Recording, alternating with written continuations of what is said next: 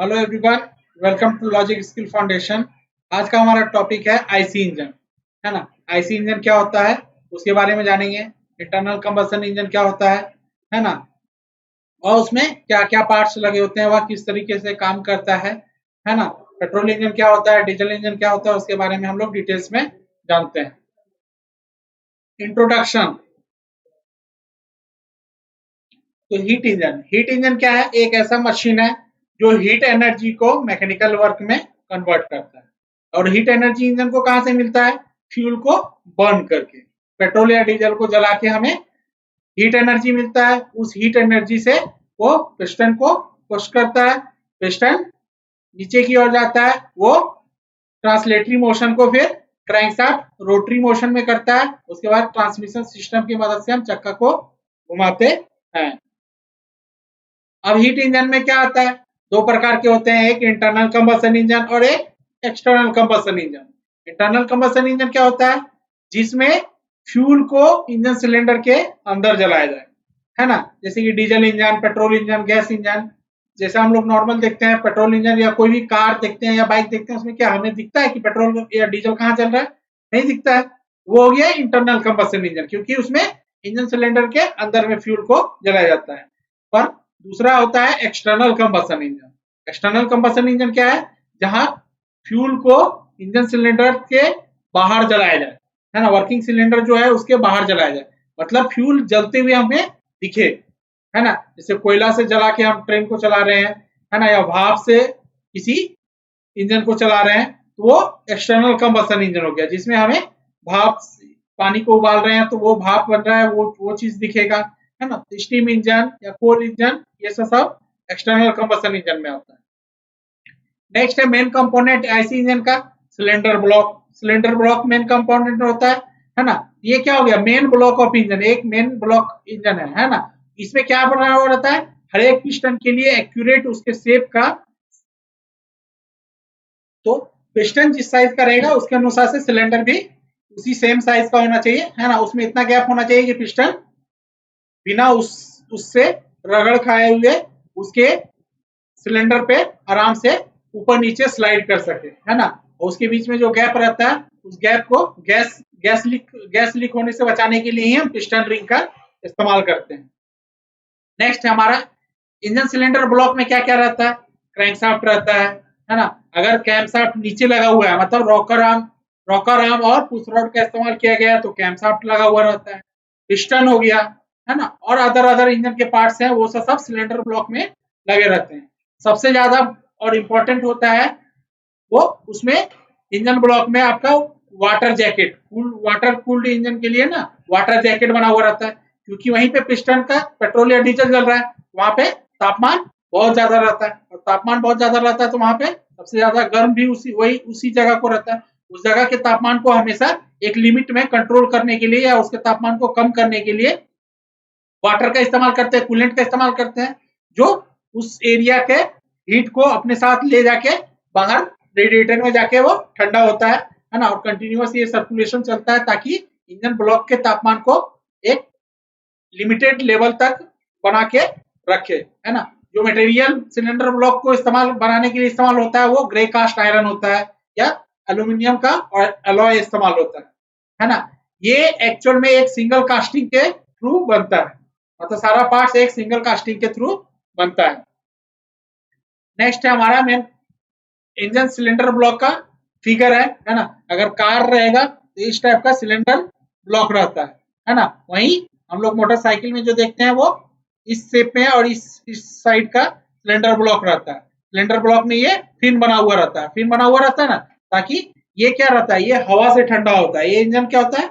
हवा से ठंडा होता है, तो फिन बना हुआ रहता है ताकि हवा यहाँ आए, है ना, इसमें टकराए और कुछ सेकंड के लिए रुके, और उस उतने सेकंड में वो यहाँ से पे जो उत्पन्न पेट्रोल को जला के जो गर्मी उत्पन्न हो रहा है उसके गर्मी को सोख के हवा चले जाए, है ना। इस तरीके से वो एयर कूल्ड इंजन होता है, वो तो हवा से ठंडा होता है। नेक्स्ट है हमारा नेक्स्ट कंपोनेंट है सिलेंडर हेड। सिलेंडर ब्लॉक के ऊपर क्या लगता है? सिलेंडर हेड, है ना। ये सिलेंडर हेड रहता है। सिलेंडर ब्लॉक के ऊपर में गैसकिट के ऊपर में फिर सिलेंडर हेड लगा हुआ रहता है ना। इसमें वाटर जैकेट बना हुआ रहता है ना। उसके अलावे हवा के आने के लिए इनलेट मैनिफोल्ड, है ना, और हवा जो पेट्रोल और डीजल जल गया उसको धुआं बाहर निकलने के लिए एग्जॉस्ट मैनिफोल्ड भी इसी के साथ लगा हुआ रहता है। जैसा कि हम फिगर में देख रहे हैं, है ना, ये आपका बल्ब का रास्ते के लिए है ना। यहाँ पे फ्यूल इंजेक्टर फ्यूल छिड़कने के लिए होता है। अगर स्पार्क प्लग लगा हो, पेट्रोल इंजन हो, स्पार्क प्लग लगा हो तो चिंगारी यहीं पे देगा, है ना। तो हवा एक साइड से हवा आता है, एक साइड से धुआं बाहर जाता है। तो और दोनों के लिए फिर मेंटेन करने के लिए बल्ब लगा हुआ रहता है, और इसी के ठीक ऊपर में कैमशाफ्ट रहता है जो बल्ब को ऑपरेट करता है ना। तो ये सब सिलेंडर हेड में लगा हुआ रहता है। नेक्स्ट है क्रैंक केस। क्रैंक केस क्या होता है? क्रैंक केस क्या है? एक इंटरनल पार्ट है इंजन सिलेंडर ब्लॉक का, है ना। कभी कभी ये होता है कि ये सेपरेटली कास्ट किया हुआ रहता है, उसके बाद ब्लॉक में बनाया जाता है। जो क्रैंक केस को बनाने के लिए मटेरियल इस्तेमाल होता है वो कास्ट आयरन होगा, या तो एल्यूमिनियम अलॉय होगा, या तो अलॉय स्टील होगा। नेक्स्ट है हमारा कैमशाफ्ट। कैमशाफ्ट का क्या है? कैमशाफ्ट कंटेन करता है अलग अलग नंबर के कैम। कैम कितने होंगे? जितना उसमें बल्ब लगा हुआ रहेगा, है ना। तो कैम आपका जितना बल्ब लगा रहेगा उतना ही कैम लगा हुआ रहेगा, है ना। और वो कैम सारे एक शाफ्ट के थ्रू जुड़े रहते हैं, इसलिए उसका नाम कहलाता है कैम शाफ्ट, है ना। कैम शाफ्ट इसका इस्तेमाल किस लिए होता है? रोटेटरी मोशन में, है ना। लीनियर मोशन जो आ रहा है उसको रोटेटरी मोशन में बदले, ताकि शाफ्ट आपका जैसे रोटेट करेगा तभी तो कैम आपका गोल गोल घूमेगा, और जब जब उसका कैम लोब बल्ब के साथ टैपेट के साथ टकराएगा तो वो बल्ब को खोलेगा, है ना। तो जितना ज्यादा कैम रहेगा उतना ही बल्ब रहता है ना। तो बल्ब एक्चुअल में सभी इंजन में या तो 2 बल्ब होते हैं, या तो 3 बल्ब होते हैं, या तो 4 बल्ब होते हैं, है ना। अगर 2 बल्ब है तो एक इनलेट के लिए रहेगा, मतलब एक हवा आने के लिए, एक धुआं बाहर जाने के लिए।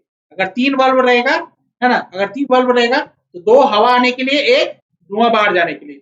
अगर उसमें किसी इंजन में 4 बल्ब लगे हुए हैं तो 2 हवा आने के लिए, 2 धुआं बाहर जाने के लिए। जैसे कि हम लोग नॉर्मल देखते हैं टीवीएस अपाची 160 2V और 4V दोनों आते हैं, है ना। जो नया अपाची है उसमें क्या रहता है? 4V मतलब 4 बल्ब लगे हुए हैं, है ना। जो पुराना अपाची आता था उसमें क्या रहता है? वो 2V है, मतलब उसमें 2 बल्ब लगे हुए रहते हैं। ठीक, किसी किसी इंजन में एक एक्स्ट्रा कैम लगा हुआ रहता है ताकि वो फ्यूल पंप को ड्राइव कर सके, फ्यूल पंप को चला सके। गियर, है ना, एक गियर रहेगा जो कैमशाफ्ट के थ्रू चलेगा, है ना। वो डिस्ट्रीब्यूटर या ऑयल पंप को भी चलाने में मदद करता है। तो ओपनिंग और क्लोजिंग, बल्ब का ओपनिंग और क्लोजिंग किसके द्वारा कंट्रोल करता है? कैम के द्वारा। और वो कैम किसके द्वारा घूमता है? कैमशाफ्ट की मदद से। नेक्स्ट है हमारा main component of IC engine, है ना। जैसे कि हम लोग बोले पिस्टन का पर्पस क्या है? यहाँ पे जैसे देख रहे हैं, है ना, ऊपर वाले भाग को क्या बोलते हैं? क्राउन, है ना। ऊपर का जो टॉप कंप्रेशन रिंग और बॉटम कंप्रेशन रिंग या सेकेंड कंप्रेशन रिंग, मतलब दोनों को ऊपर में जो है वो कंप्रेशन रिंग है ना। नीचे जो है वो क्या है? Oil control ring. तो कंप्रेशन रिंग का काम है ऊपर में जो पेट्रोल और डीजल जल रहा है उसके गैस को नीचे ना आने दे, है ना। और ये ऑयल रिंग का काम है यहाँ पे जो इंजन ऑयल है जो इस पार्ट्स को और सिलेंडर वाल से घिसने से बचा रहा है, वो इंजन ऑयल को ऊपर ना जाने दे, ताकि वो पेट्रोल डीजल के साथ जल जाएगा नहीं तो, है ना। ये गजन पिन का जगह है ना। यहाँ पे सर्कल प्लायर लगा हुआ रहता है ना। ये पिस्टन स्कर्ट है, ये कनेक्टिंग रॉड है ना। कनेक्टिंग रॉड कैप है, और बियरिंग लगा हुआ रहता है जो झटका सोखने में मदद करता है। तो ये क्या है? ये आपका मूवेबल पार्ट है ना, जिसके ऊपर में पिस्टन पेट्रोल या डीजल जलता है और वो फोर्स जनरेट करता है। जब पेट्रोल या डीजल जलता है तो वो फोर्स जनरेट करता है, उस फोर्स को पिस्टन क्रैंकशाफ्ट तक कनेक्टिंग रॉड के माध्यम से पहुंचाता है ना। जो मटेरियल यूज होता है पिस्टन को बनाने के लिए वो कास्ट आयरन या एल्यूमिनियम ऑयल या क्रोम निकेल का इस्तेमाल होता है, या निकेल आयरन, इस टाइप से बहुत सारे अलॉय का इस्तेमाल होता है पिस्टन को बनाने के लिए। नेक्स्ट है हमारा कनेक्टिंग रॉड। कनेक्टिंग रॉड का क्या काम है? पिस्टन और क्रैंकशाफ्ट को जोड़ के रखना, है ना। और ये फोर्स को ट्रांसमिट करता है ना। जो पेट्रोल या डीजल जलने की वजह से जो फोर्स जनरेट हुआ वो पावर स्ट्रोक में उसको क्रैंकशाफ्ट तक पहुंचाने में मदद करता है। कनेक्टिंग रॉड दोनों सिरे से घूमता है ना, दोनों सिरे में बेयरिंग लगा हुआ रहता है, ऊपर में गजन पिन के साथ बेयरिंग लगा हुआ है, इधर क्रैंकशाफ्ट जहां पे जुड़ा हुआ है वहां पे है ना। जो छोटा सिरा होता है कनेक्टिंग रॉड का है ना, वो पिस्टन के साथ जुड़ा हुआ रहता है ना। जो बड़ा सिरा होता है वो क्रैंकशाफ्ट के साथ जुड़ा हुआ रहता है ना। जो पिस्टन के साथ जुड़ा हुआ रहता है जिस पिन की मदद से, वो गजन पिन कहलाता है ना। जो बड़ा सिरा रहता है वो क्रैंकशाफ्ट के साथ जुड़ा हुआ रहता है ना। और कनेक्टिंग रॉड क्या करता है, हेवी थ्रस्ट, कोई बहुत कस के तुरंत जो झटका लगता है उस झटका को सोखने में भी मदद करता है ना। इस कनेक्टिंग रॉड का स्ट्रेंथ होना चाहिए और रिजिडिटी मतलब मजबूत होना चाहिए है ना। ऐसा नहीं हो कि वो कमजोर मेटल का बना हो या अलॉय का बना हो जिससे वो ज्यादा झटका कंटिन्यूअस झटका लगते रहेगा तो वो टूट सकता है ना। तो वो एक्चुअल में बनता कैसे है, ड्रॉप फोर्ज की मदद से है ना। फोर्ज किया जाता है और उसे मेटल को बनाया जाता है। जो मेटल इस्तेमाल होता है इसको बनाने के लिए, जो मटेरियल वो प्लेन कार्बन स्टील या एल्यूमिनियम अलॉय या निकेल अलॉय का इस्तेमाल किया जाता है। नेक्स्ट है हमारा क्रैंकशाफ्ट है ना। क्रैंकशाफ्ट का क्या काम है, घूर्णन गति में बदलना है ना। जो ऊपर से स्थानांतरीय गति मिल रहा है उसे घूर्णन गति में बदलना, मतलब ये मेन रोटेटिंग शाफ्ट है इंजन का है ना। जो पावर ऑब्टेन हो रहा है क्रैंकशाफ्ट को है ना, वो किसकी मदद से हो रहा है, कनेक्टिंग रॉड की मदद से है ना। तो कनेक्टिंग रॉड से पिस्टन में जो पेट्रोल या डीजल जला तो पिस्टन को वो धक्का दिया, पिस्टन आपका रेसिप्रोकेटिंग मोशन कर रहा है, मतलब ऊपर नीचे बस सिर्फ हो रहा है। पर हमें चाहिए रोटरी मोशन है ना, क्योंकि चक्का को हमें चाहिए क्या, गोल घूमने वाला ताकत चाहिए है ना। तो उसके लिए क्रैंकशाफ्ट का ये हम लोग क्रैंकशाफ्ट के साथ उसे जोड़ते हैं है ना। तो क्रैंकशाफ्ट क्या करता है, उसे रेसिप्रोकेटिंग मोशन को मतलब स्थानांतरीय गति को घूर्णन गति में बदलता है। क्रैंकशाफ्ट किसके साथ जुड़ा हुआ रहता है, मेन बेयरिंग के साथ है ना। जैसे कि हम लोग क्रैंकशाफ्ट का फिगर देखे थे, उसमें क्या था, जो ऊपर और नीचे था वो वहां पे कनेक्टिंग रॉड जुड़ता है, जो बीचों बीच था उसे बोलते हैं मेन बेयरिंग है ना। तो वो मेन बेयरिंग आपका इंजन के साथ जुड़ा हुआ रहता है ना। उसी में आपका थ्रस्ट बेयरिंग भी रहता है जो झटका सोखने में मदद करता है।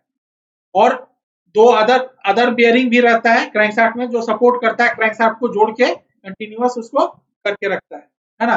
जो बेसिकली जो मटेरियल इस्तेमाल होता है क्रैंकशाफ्ट को जब बढ़ाने के लिए वो बिलेट स्टील, कार्बन स्टील या निकेल क्रोम है ना, या तो other heat treated alloy steel का इस्तेमाल किया जाता है। नेक्स्ट है हमारा कंप्रेसर रिंग। कंप्रेसर रिंग क्या करता है, एक सील प्रोवाइड करता है। सील मतलब एक एयर टाइट सील बनाता है जिससे कि हाई प्रेशर गैस जो ऊपर में सिलेंडर में जला है उसे नीचे ना आने दे है ना। उसे लीकेज, कोई भी लीकेज ना हो, उसके लिए लीकेज को प्रिवेंट करने के लिए उसका कंप्रेसर रिंग का इस्तेमाल किया जाता है।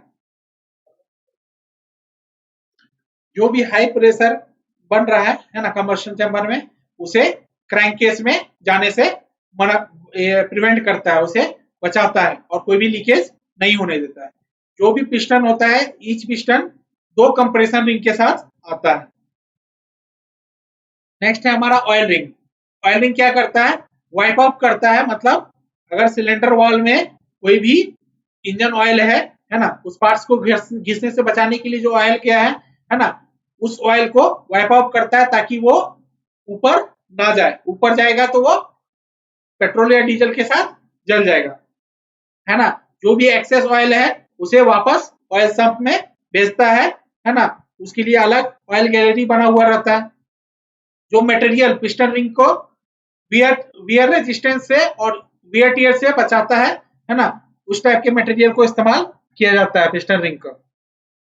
नॉर्मली जो पिस्टन रिंग रहता है वो अलॉय स्टील से बना हुआ रहता है, जिसमें सिलिकॉन मैग्नीज अलॉय का स्टील का इस्तेमाल किया जाता है ना। तो ऑयल रिंग हो गया मतलब जो भी ऑयल, इंजन ऑयल है ना, जो सिलेंडर वॉल और पिस्टन के बीच में है ना। क्यों है, ताकि वो आपस में घिसे नहीं है ना। तो उससे बचाने के लिए ही इंजन ऑयल का इस्तेमाल किया जाता है। और ऑयल रिंग का इस्तेमाल किया जाता है कि इंजन ऑयल जो है ना, वो ऊपर ना जाए। ऊपर जाएगा तो वो पेट्रोल डीजल के साथ जलने लगेगा और हमारा गाड़ी के धुआं ब्लू कलर का आएगा। अब पढ़ते हैं हम लोग 2 स्ट्रोक 4 स्ट्रोक डीजल इंजन। तो 4 स्ट्रोक में क्या है, देखिए इस साइड से इसमें दिखा रहा है ना, ये आपका कैम शाफ्ट यहाँ पे बल्ब को दबाया, स्प्रिंग देखिए टेंशन में है ना, और कैम लॉब अभी दबाया हुआ है, बल्ब खुला और नया हवा जितना भी है वो अंदर आ गया, है ना, हवा अंदर आ गया। उसके बाद जैसे ही कैम लॉब हट जाएगा, है ना, कैम लॉब हट जाएगा तो क्या हो जाएगा, ये स्प्रिंग का जो टेंशन है वो रिलीज हो जाएगा, तो बल्ब ऑटोमेटिक बंद हो जाएगा, है ना। तो यहाँ पे हवा आ गया। अब हवा को जब पिस्टन आपका घूम रहा है ना, तो ये चीज देखिए, पिस्टन जब ऊपर से नीचे आया, ऊपर को बोलते हैं टीडीसी, टॉप डेड सेंटर, नीचे को बोलते हैं बॉटम डेड सेंटर, है ना। तो जब पिस्टन ऊपर से नीचे आया तो क्रैंकशाफ्ट कितना घुमा, आधा, है ना। उसके बाद फिर जब जो हवा आया है उस हवा को कंप्रेस करेंगे, है ना। हवा का एग्जांपल बताए थे, टायर में जैसे हम लोग साइकिल साइकिल में या किसी में भी हवा भरते हैं, उसका जो कंटिन्यूअस भरते भरते क्या होता है, उस रिंग को अगर हम छुएंगे तो देखते हैं वो पूरा गर्म हो जाता है ना। उसी तरीके से सेम चीज अगर हवा को हम कंप्रेस करेंगे, मतलब इतना हवा है उसे कंप्रेस करके बहुत कम स्पेस में कर देंगे, वो हॉट इतना गर्म हो जाएगा कि अगर उसमें फ्यूल को छिड़का जाए तो फ्यूल फ्यूल इंजेक्टर क्या करता है, फुहारे की तरह छिड़कता है ना। तो थोड़े से तेल को फुहारे की तरह छिड़केगा तो हवा इतना गर्म रहता है कि उस फुहारे को जलाने के लिए उसका तापमान काफी होता है ना। जैसे कि यहाँ पे देख रहे हैं फ्यूल इंजेक्टर है ना, इसको कंप्रेस करने के बाद वो कंप्रेशन स्ट्रोक हो गया, तो क्रैंकशाफ्ट आपका एक चक्कर लगाया। उसके बाद फिर जब पावर स्ट्रोक होगा, तो पावर स्ट्रोक होगा तो उस समय फ्यूल छिड़के, वो हवा इतना गर्म है कि फ्यूल का महीन महीन भाग को आराम से अपने आप जला देता है, और जलाता है तो पिस्टन यहाँ पे थ्रस्ट पैदा होता है, थ्रस्ट पैदा होता है तो पिस्टन नीचे की ओर मूव करता है। यहाँ पे भी देखिए क्रैंकशाफ्ट आधा घूमा। उसके बाद फिर आपका दूसरा बार फिर कैम कैम अवर किसको दबाया, एग्जॉस्ट एग्जॉस्ट बल्ब को, है ना। यहाँ पे देखिए स्प्रिंग में टेंशन है ना, और ये आपका बल्ब खुल गया, बल्ब खुल गया तो यहाँ पे जो भी धुआं है ना, वो जल गया, वो धुआं इधर से बाहर निकल जाएगा। फिर सेम प्रोसेस फिर यहाँ पे आ जाएगा, है ना। यहाँ पे फिर इनलेट वाल्व खुलेगा, है ना, और यहाँ हवा अंदर आएगा, फिर कंप्रेस किया जाएगा। कंप्रेसर और पावर में दोनों वाल्व बंद रहते हैं, है ना। तो वाल्व कब कब खुलते हैं, सक्शन के दौरान, है ना, इनटेक स्ट्रोक है जब हवा आ रहा है उस समय इनलेट वाल्व खुलेगा, और जब धुआं बाहर जा रहा है तब एग्जॉस्ट वाल्व खुलेगा। बाकी इन दोनों प्रोसेस में दोनों वाल्व बंद रहते हैं। नेक्स्ट है two stroke cycle petrol engine, है ना। टू स्ट्रोक साइकिल जो पेट्रोल इंजन का रहता है वो किस टाइप से कंस्ट्रक्शन रहता है उसके बारे में जानते हैं। तो इसमें पिस्टन रेसिप्रोकेट करता है, मतलब ऊपर से नीचे सिलेंडर में जाता है ना। इस पिस्टन के साथ क्रैंकशाफ्ट जुड़ा हुआ रहेगा कनेक्टिंग रॉड के माध्यम से, है ना। और इसमें सबसे बड़ा जो फर्क है टू स्ट्रोक और फोर स्ट्रोक में, इसमें वाल्व का इस्तेमाल नहीं होता है ना। इसमें आपका वाल्व नहीं इस्तेमाल होगा, वाल्व नहीं इस्तेमाल होगा मतलब कैमशाफ्ट का जरूरत नहीं पड़ेगा आपको, है ना। तो वाल्व की जगह पे यहाँ पे पोर्ट का इस्तेमाल होता है। पोर्ट मतलब एक जगह, खाली जगह, सिलेंडर वॉल में ही खाली जगह रहता है जहां से हवा आएगा, और एक खाली जगह जहां से सिलेंडर वॉल से ही वो डायरेक्ट धुआं बाहर निकलेगा, है ना। इसमें बेसिकली 3 पोर्ट बने हुए रहते हैं, एक इनलेट पोर्ट, एक एग्जॉस्ट पोर्ट और एक ट्रांसफर पोर्ट। इसके बारे में हम लोग पूरा डिटेल्स में पढ़ेंगे कि inlet port, exhaust port, transfer port का क्या काम है ना। जो ओपनिंग और क्लोजिंग होता है पोर्ट का, वो डिपेंड करता है, वो डिपेंड पूरी की पूरा तरह करता है पिस्टन की मूवमेंट पे, है ना। पिस्टन किस पोजीशन में, वो टीडीसी में है या बीडीसी में। टीडीसी क्या मतलब टॉप, ऊपर का पोजीशन, और बीडीसी मतलब पिस्टन जहां पे वो सबसे नीचे का पोजीशन, है ना। तो जो क्राउन होता है पिस्टन का ऊपर का सतह होता है ना, उसका शेप इस टाइप से बना हुआ रहता है ना, ताकि वो बल्ब को उस रास्ते को खोलेगा या तो बंद करेगा, है ना। तो पेट्रोल इंजन है तो स्पार्क प्लग तो जरूरी है, क्योंकि स्पार्क प्लग ही चिंगारी देगा तो ही पेट्रोल आपका जलता है। टू स्ट्रोक साइकिल में क्या होता है, जो नॉर्मल पहले का साइकिल में देखते थे हम लोग, उसमें लुब्रिकेशन देखिए, क्रैंकशाफ्ट ये सब चीज है, उसका लुब्रिकेशन के लिए क्या क्या इस्तेमाल करते थे। 5 रुपए का देखते होंगे पेट्रोल जब भराते थे तो 5 रुपए का एक ऊपर से मोबिल भी इंजन में टंकी में डाला जाता था, है ना। वो जो इंजन ऑयल डाला जाता था 5 रुपए का छोटा पीस, है ना, तो वो क्रैंकशाफ्ट और पिस्टन और कनेक्टिंग रॉड के बीच में जो लुब्रिकेशन है उसको बना के रखता था। अब होता है स्कैवेंजिंग प्रोसेस। स्कैवेंजिंग प्रोसेस क्या होता है, तो स्कैवेंजिंग में हो गया कि एयर फ्यूल का मिक्सचर या एयर जो इंजन सिलेंडर के अंदर आता है, क्रैंकेस में आता है, वो हाई प्रेशर रहता है एग्जॉस्ट गैस के मुकाबले, है ना। तो जो फ्रेश चार्ज रहता है ना, कोई भी हवा और पेट्रोल या हवा का है, वो क्या होता है, जो धुआं है वो हल्का होता है ना, वो ऊपर की ओर उठेगा। जो फ्रेश चार्ज होता है वो भारी होता है ना, वो नीचे की ओर जाएगा, है ना। तो एक टाइम ऐसा आता है ना, एक पीरियड रहता है जब आपका पिस्टन इस पोजीशन में रहता है कि ट्रांसफर पोर्ट और एग्जॉस्ट पोर्ट, है ना, वो एक कुछ समय के लिए, एक शॉर्ट पीरियड के लिए खुला हुआ रहता है दोनों। तो उस समय चांसेस होता है कि धुआं तो बाहर निकल रहा है, पर ट्रांसफर पोर्ट से जो नया ईंधन आ रहा है वो भी हो सके धुआं के साथ बाहर निकल जाए, है ना। पॉसिबिलिटी रहता है कि नया ईंधन जो अंदर आया वो उसी के साथ जो जले हुए धुएं के साथ बाहर निकल जाए, है ना। इस चीज को ओवरकम करने के लिए, इस प्रॉब्लम को ओवरकम करने के लिए पिस्टन के ऊपरी जो हिस्से रहते हैं, क्राउन रहता है, उसमें एक डिफ्लेक्टेड शेप रहता है। डिफ्लेक्टेड मतलब थोड़ा सा उभरा शेप रहता है, इस टाइप का शेप रहेगा, है ना, ताकि जो हवा ट्रांसफर पोर्ट से नया ईंधन आ रहा है ना, वो ऊपर की ओर चल जाए और धुआं आपका पूरा का पूरा बाहर निकल जाए, है ना। तो इस शेप को, डिफ्लेक्टेड शेप को इस्तेमाल किया जाता है ताकि कोई भी नया फ्रेश चार्ज ईंधन के साथ, धुआं के साथ बाहर ना निकल जाए। इस प्रोसेस को ही स्कैवेंजिंग प्रोसेस बोलते हैं। नेक्स्ट है हमारा स्पार्क इग्निशन। पेट्रोल इंजन और सीआई इंजन, डीजल इंजन में क्या फर्क है, तो उसके बारे में सीखते हैं, है ना। पहला है पेट्रोल इंजन, है ना, SI engine. Spark ignition engine क्या होता है, petrol engine. Compression ignition engine क्या होता है, डीजल इंजन। तो पेट्रोल इंजन में क्या होता है कि जब सक्शन स्ट्रोक होता है उस समय हवा और पेट्रोल का मिक्सचर इंजन सिलेंडर के अंदर आता है ना। पर डीजल इंजन में क्या होता है, दोनों को एक साथ कंपैरिजन करते हैं, है ना, कि डीजल इंजन में क्या होता है, केवल हवा सक्शन स्ट्रोक में इंजन सिलेंडर के अंदर आता है ना। तो पेट्रोल इंजन जो रहता है वो लो प्रेशर और लो टेम्परेचर पे काम करता है ना। और डीजल इंजन क्या करता है, वो हाई प्रेशर और हाई टेम्परेचर पे काम करता है।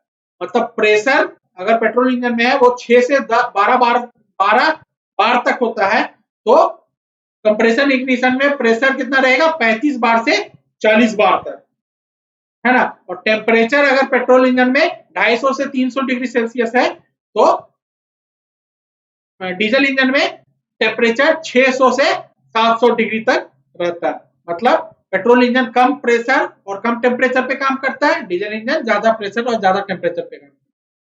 नेक्स्ट है हमारा स्पार्क इग्निशन में कार्बोरेटर और स्पार्क प्लग लगा हुआ रहता है। मतलब कार्बोरेटर किस लिए इस्तेमाल किया जाता है, हवा और पेट्रोल को मिक्स करने के लिए, है ना। कार्बोरेटर हमारा क्या करता है, हवा और पेट्रोल को मिक्स करता है। स्पार्क प्लग क्या करता है, चिंगारी देता है जिससे हम हवा पेट्रोल का मिक्सर को आग लगाते हैं, है ना, आग लगता है।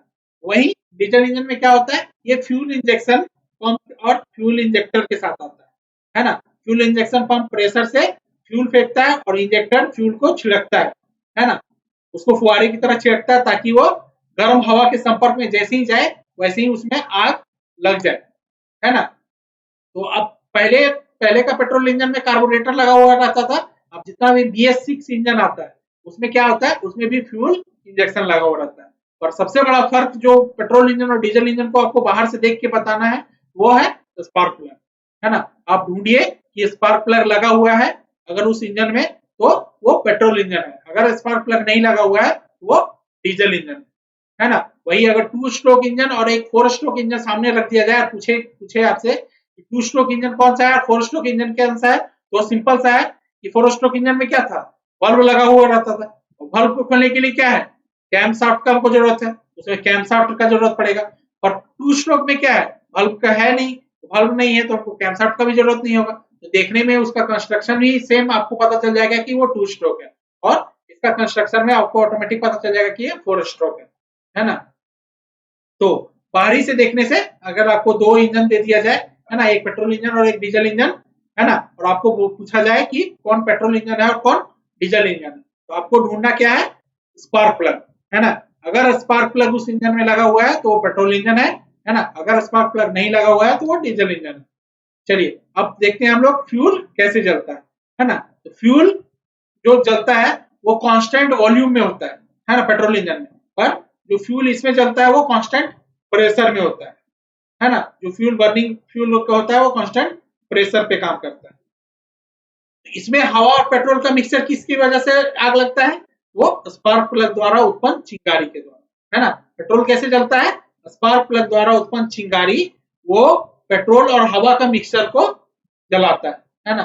फर्क क्या था? इसमें हवा और पेट्रोल का मिक्सचर अंदर आ रहा था, इसमें क्या आ रहा था? खाली हवा आ रहा था, है ना। हवा को हम कंप्रेस करेंगे तो कंप्रेस करेंगे किसी चीज को, इतना हवा है उसको कंप्रेस करके हम इतना सा जगह में करेंगे तो वो कितना, उसका तापमान बहुत गर्म हो जाएगा। एग्जाम्पल के तौर पे जैसे बताए हम, है ना, साइकिल में जो जिस पंप के द्वारा हम हवा भरते हैं उसको कंटिन्यूअस चलाते रहते हैं तो देखते हैं वो रॉड पूरा गर्म हो जाता है ना। तो इसी तरीके से सेम इतना हवा को हम कंप्रेस करके इतना सा जगह में करेंगे तो वो बहुत ज्यादा गर्म हो जाएगा, वहां का तापमान बहुत ज्यादा हो जाएगा, है ना। और जब फ्यूल इंजेक्टर फ्यूल को छिड़केगा, फुहारे की तरह छिड़केगा, है ना, तो वो जितना छोटा छोटा छिद्र रहेगा, मतलब पेट्रोल का डीजल का ये रहेगा, है ना, तो हवा इतना गर्म रहता है कि उस छोटे से कण को, डीजल के कण को जलाने के लिए काफी है, ऑटोमेटिक, है ना। तो उसको उस तरीके से डीजल जलता है।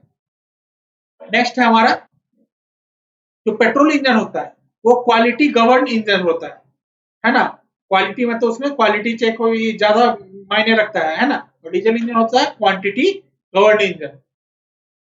जो स्पीड ऑफ पेट्रोल इंजन का स्पीड है वो कंट्रोल किया जाता है ना, हवा और पेट्रोल का मिक्सचर क्वांटिटी पे, है ना।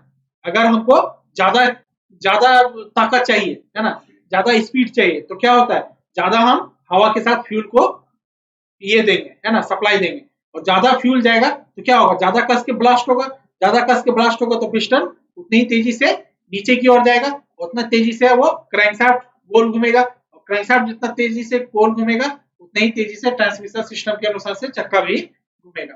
और डीजल इंजन में क्या है कि जो स्पीड होता है डीजल इंजन का, वो कैसे वेरी कर सकते हैं, quality of air fuel mixer, मतलब जब हम फ्यूल को छिड़क रहे हैं, है ना, गर्म हवा में फ्यूल को छिड़क रहे हैं, कम फ्यूल छिड़केंगे तो कम तेजी से स्पीड होगा, है ना, और ज्यादा फ्यूल छिड़केंगे तो ज्यादा तेजी से जलेगा और ज्यादा तेजी से आपका गाड़ी आगे बढ़ेगा। तो पेट्रोल इंजन जो ऑटोमोबाइल में इस्तेमाल किया जाता है ना, वो हल्का वाहन होता है ना। हल्का वाहन मतलब छोटा मोटा कार हो, है ना, या मोटरसाइकिल हो, वो सारा पेट्रोल इंजन पे चलता है ना। एरोप्लेन, एरोप्लेन के लिए फ्यूल पेट्रोल इंजन ही होता है पर उसके लिए फ्यूल अलग होता है ना, फ्यूल का कंपोजिशन अलग होता है। डीजल इंजन क्या होता है, हेवी व्हीकल के लिए इस्तेमाल होता है, बस, लॉरी, ट्रक, ये सब जितना भी होता है वो डीजल इंजन पे होता है, क्योंकि डीजल इंजन में टॉर्क ज्यादा जनरेट होता है, टॉर्क मतलब ज्यादा ताकत से घूमने का। नेक्स्ट है आईसी इंजन में क्या क्या टर्मिनोलॉजी इस्तेमाल होता है उसके बारे में हम लोग सीखते हैं, है ना। आईसी इंजन में बोर, बोर किसको बोलते हैं, inside dia of cylinder, cylinder के अंदर का जो इनसाइड डायमीटर है उसको क्या बोलते हैं, बोर, है ना। और जैसे कि बताएं टॉप डेड सेंटर, मतलब पिस्टन की वह स्थिति जहां पे वह क्रैंकशाफ्ट से बहुत दूर है ना, सबसे ज्यादा दूर है, मतलब वो स्थिति को बोलते हैं टॉप डेड सेंटर, मतलब पिस्टन जितना ऊपर जा सकता है उस पोजीशन को बोलेंगे टॉप डेड सेंटर। वो कनेक्टिंग रॉड के साथ जुड़ा हुआ है, तो कनेक्टिंग रॉड के साथ जुड़ा हुआ तो ऐसा तो है नहीं कि बहुत ज्यादा ऊपर तक चल जाएगा, जितना कनेक्टिंग रॉड तक उसको फैल सकता है उतना ही है ना। तो पिस्टन की वह स्थिति जहां पे वह क्रैंकशाफ्ट से दूर हो वो टीडीसी कहलाता है।